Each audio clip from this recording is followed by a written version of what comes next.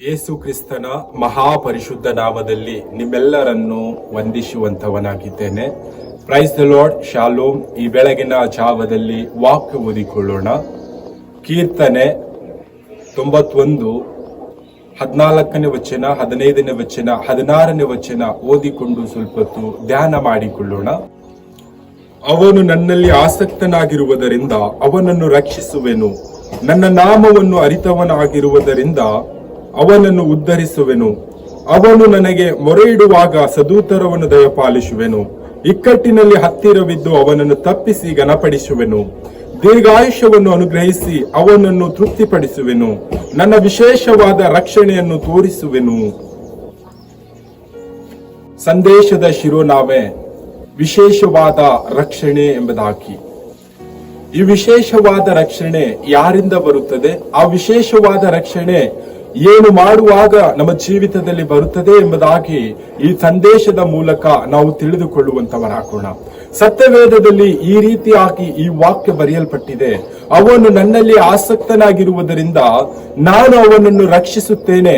ನನ್ನ ನಾಮವನ್ನು ತಿಳಿದವನಾಗಿರುವುದರಿಂದ ಆತನನ್ನು ನಾನು ಉದ್ಧರಿಸುತ್ತೇನೆ ಎಂಬುದಾಗಿ ವಾಕ್ಯದಲ್ಲಿ ನಾವು ನೋಡುತ್ತಾ ಇದ್ದೇವೆ. ನಾವು ಯಾವ ನಾಮದಲ್ಲಿ ಆಸಕ್ತರಾಗಿರಬೇಕು? ಯಾವ ನಾಮವನ್ನು ನಾವು ತಿಳಿದುಕೊಳ್ಳಬೇಕು? ನಾವು ಉದ್ಧಾರವಾಗಬೇಕಾದರೆ ತಂದೆಯಾದ ದೇವರು, ಭೂಮಿ ಆಕಾಶಗಳ ಸೃಷ್ಟಿಕರ್ತನು, ಸರ್ವಶಕ್ತನು ನಾವು ತಿಳಿದುಕೊಳ್ಳುವಂತವರಾಗಬೇಕು. ಯೇಸು ಕ್ರಿಸ್ತನನ್ನು ನಾವು ತಿಳಿದುಕೊಳ್ಳುವಂತವರಾಗಬೇಕು. ನಾವು ಆಸಕ್ತಿ ಉಳ್ಳವರಾಗಿರಬೇಕು. ತಂದೆಯಾದ ದೇವರು, ಭೂಮಿ ಆಕಾಶಗಳ ಒಡೆಯನು ದೇವರನ್ನು ನಾವು ತಿಳಿದುಕೊಳ್ಳುವಾಗ ನಮಗೆ ರಕ್ಷಣೆ ಯೇಸು ಕ್ರಿಸ್ತನ ಮೂಲಕವಾಗಿ ಬರುತ್ತದೆ. ನಾವು ಯೇಸು ಕ್ರಿಸ್ತನ ನಾಮದಲ್ಲಿ ಆಸಕ್ತಿ ಉಳ್ಳವರಾಗಿರಬೇಕು. ಯೇಸು ಕ್ರಿಸ್ತನ ನಾಮವನ್ನು ನಾವು ತಿಳಿದುಕೊಂಡವರಾಗಿರಬೇಕು. ಆವಾಗ ನಮ್ಮ ಜೀವಿತದಲ್ಲಿ ಉದ್ಧಾರವಾಗುತ್ತದೆ. ಉದ್ಧಾರ ಎಂಬುದಾಗಿ ನೋಡುವಾಗ ನಮ್ಮ ಏಳಿಗೆ, ನಮ್ಮ ಬೆಳವಣಿಗೆ, ನಾವು ಯೇಸು ಕ್ರಿಸ್ತನ ನಾಮವನ್ನು ತಿಳಿದುಕೊಳ್ಳುವಾಗ ನಾವು ಬೆಳವಣಿಗೆಯಾಗುತ್ತೇವೆ. ನಾವು ಯೇಸು ಕ್ರಿಸ್ತನ ನಾಮದಲ್ಲಿ ಆಸಕ್ತರಾಗಿರುವಾಗ ನಮ್ಮನ್ನು ರಕ್ಷಣೆ ಮಾಡುತ್ತಾನೆ. ಯಾವ ರೀತಿಯಾಗಿ ಆಸಕ್ತರಾಗಿರಬೇಕು? ಸತ್ಯವೇದವನ್ನು ಧ್ಯಾನ ಮಾಡುವುದರಲ್ಲಿ ಯಾವಾಗಲೂ ಸಮಾಧಾನ, ಪ್ರೀತಿ, ಅನ್ಯೋನ್ಯತೆ, ಕರುಣೆಯಿಂದ ಯೇಸು ಕ್ರಿಸ್ತನ ಸ್ವಭಾವಗಳು ನಮ್ಮಲ್ಲಿ ಇರುವಾಗ, ನಾವು ಯೇಸು ಕ್ರಿಸ್ತನಲ್ಲಿ ಆಸಕ್ತರಾಗಿರುವಾಗ ನಮ್ಮನ್ನು ರಕ್ಷಣೆ ಮಾಡುತ್ತಾನೆ. ನಾವು ಇಕ್ಕಟ್ಟಿನಲ್ಲಿದ್ದುಕೊಂಡು ಮೊರೆ ಇಡುವಾಗ ನಮಗೆ ಸದೂತರವನ್ನು ದಯಪಾಲಿಸುತ್ತಾನೆ. ನಮ್ಮಲ್ಲಿ ಇಕ್ಕಟ್ಟು ಎಂಬುದಾಗಿ ನೋಡುವಾಗ ಅನೇಕ ರೀತಿಯಾದಂತಹ ಕಷ್ಟ, ವೇದನೆ, ದುಃಖ, ನೋವು, ಕಣ್ಣೀರು, ಸಾಲಬಾಧೆ, ಅನಾರೋಗ್ಯ ಇದೆಲ್ಲವೂ ಕೂಡ ನಮಗೆ ಇಕ್ಕಟ್ಟಾಗಿದೆ. ಈ ಇಕ್ಕಟ್ಟಿನಲ್ಲಿದ್ದುಕೊಂಡು ನಾವು ಮೊರೆ ಇಡುವಾಗ ನಮ್ಮನ್ನು ಆ ಮೊರೆಯಿಂದ, ಆ ಇಕ್ಕಟ್ಟಿನಿಂದ ನಮ್ಮನ್ನು ಬಿಡಿಸಿ ಘನಪಡಿಸುತ್ತಾನೆ ಮತ್ತು ನಮ್ಮನ್ನು ದೀರ್ಘಾಯುಷ್ಯವನ್ನು ಕೊಟ್ಟು ತೃಪ್ತರಾಗಿ ಜೀವಿಸುವಂತೆ ನಮ್ಮನ್ನು ಅನುಗ್ರಹಿಸುತ್ತಾನೆ ಮತ್ತು ನಮ್ಮನ್ನು ವಿಶೇಷವಾದ ರಕ್ಷಣೆಯಲ್ಲಿ ನಮ್ಮನ್ನು ನಡೆಸುತ್ತಾನೆ. ಅದು ಯಾವಾಗ? ನಾವು ಯೇಸು ಕ್ರಿಸ್ತನ ನಾಮದಲ್ಲಿ ಆಸಕ್ತರಾಗಿರುವಾಗ, ನಾವು ಯೇಸು ಕ್ರಿಸ್ತನ ನಾಮವನ್ನು ತಿಳಿದುಕೊಂಡಾಗ, ನಾವು ಮೊರೆ ಇಡುವಾಗ ನಮಗೆ ಘನಪಡಿಸುತ್ತಾನೆ.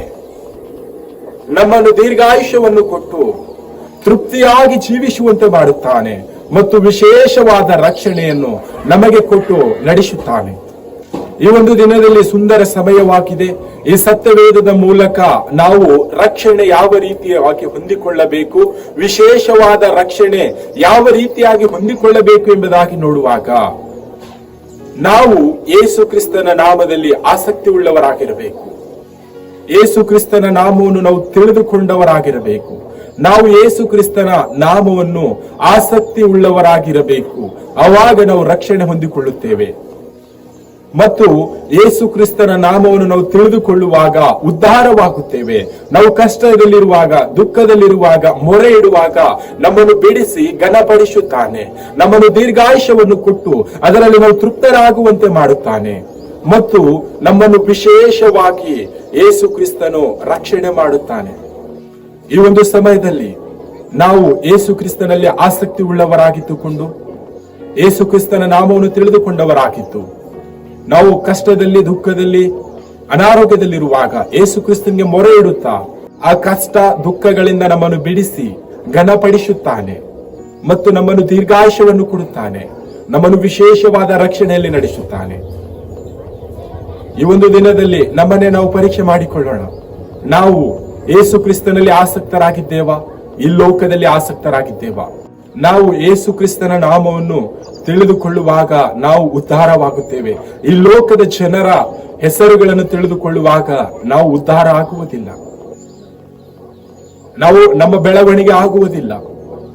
ಆ ವಿಷಯವಾಗಿಯೇ ನಾವು ಯೇಸು ಕ್ರಿಸ್ತನಲ್ಲಿ ಆಸಕ್ತರಾಗಿದ್ದುಕೊಂಡು ಯೇಸು ಕ್ರಿಸ್ತನ ನಾಮವನ್ನು ತಿಳಿದುಕೊಂಡವರಾಗಿದ್ದು ನಮ್ಮ ಏಳಿಗೆ ಜೀವಿತವನ್ನು ಜೀವಿಸುತ್ತಾ, ನಾವು ರಕ್ಷಣೆಯಲ್ಲಿ ಜೀವಿಸುತ್ತಾ ಈ ಲೋಕದಲ್ಲಿ ಜೀವಿಸುವಂತವರಾಗೋಣ. ಕರ್ತನ ಈ ವಾಕ್ಯ ನಮ್ಮೆಲ್ಲರ ಆತ್ಮೀಯ ಆಶೀರ್ವದಿಸಲಿ. ಆಮೆನ್.